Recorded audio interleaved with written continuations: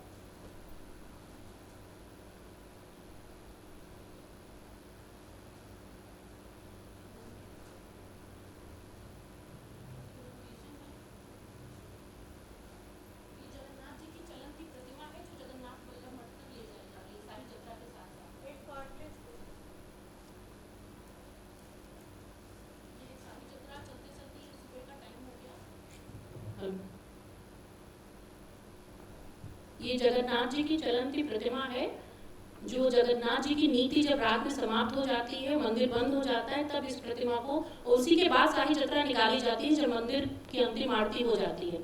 तो जगन्नाथ जी की जो चलंती प्रतिमा है वो शाही जत्रा में साथ साथ चलती है, जिनके समक्ष रामलीलाएं खेली जाती हैं।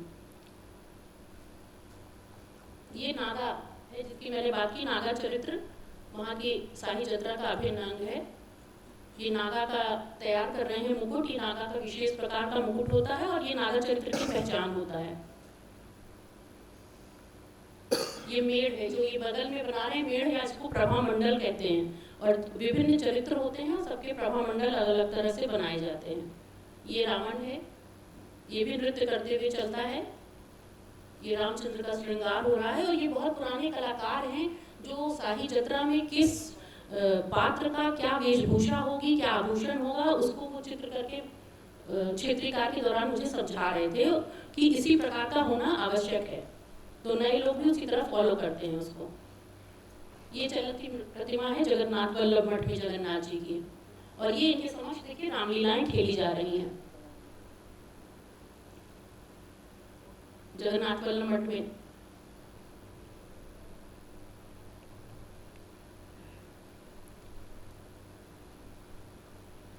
ये शोभा यात्रा के समय बड़ी तरह तरह की झांकी निकलती है, जो ये बाबा लोग जो विवादित हैं, जब मैंने फील्ड वर्क किया था उस समय उनके ऊपर झांकी निकली थी। शोभा यात्रा के दौरान ये झांकियां भी निकलती हैं। इस तरह से ये शाही जत्रा जो है रामलीला का विशिष्ट रूप है, और जिसमें बहुत सारे समसामयिक तत्व समय के साथ जोड़े जा रहे हैं। बहुत बहुत धन्यवाद।